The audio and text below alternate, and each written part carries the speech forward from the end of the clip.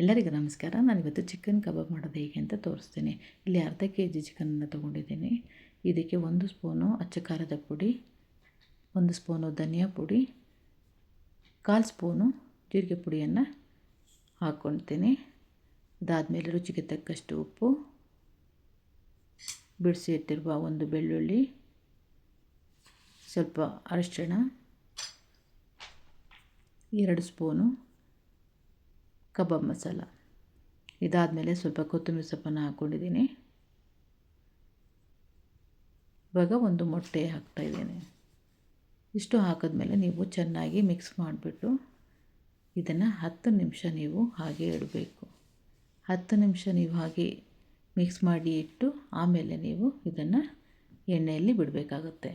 So ಇವಾಗ 10 ನಿಮಿಷ ಆಗಿದೆ. ನಾನು ಎಣ್ಣೆ ಹಾಕ್ಕೊಂಡು ಇವಾಗ ಕಲಸಿಟ್ಟಿರೋ ಅಂಥ ಚಿಕನನ್ನು ಎಣ್ಣೆಯಲ್ಲಿ ಬಿಡ್ತಾ ಇದ್ದೇನೆ. ಹೀಗೆ ಮಾಡಿದಾಗ ತುಂಬಾ ಟೇಸ್ಟಿ ಬರುತ್ತೆ, ಮಕ್ಕಳಿಗೆ ತುಂಬಾ ಇಷ್ಟ ಆಗುತ್ತೆ. ಮೊಟ್ಟೆ ಹಾಕಿ ಮಾಡೋದ್ರಿಂದ ಕ್ರಿಸ್ಪಿಯಾಗಿ ಬರುತ್ತೆ, ತುಂಬಾ ಚೆನ್ನಾಗಿರುತ್ತೆ ತಿನ್ನಲಿಕ್ಕೆ. ಸೊ ಈ ಥರ ನೋಡಿ ಫ್ರೈ ಆಗಿದೆ, ಈಗ ಕಂಪ್ಲೀಟ್ ಆಗಿದೆ, ಕಬಾಬ್ ರೆಡಿ ಇದೆ. Thank you so much.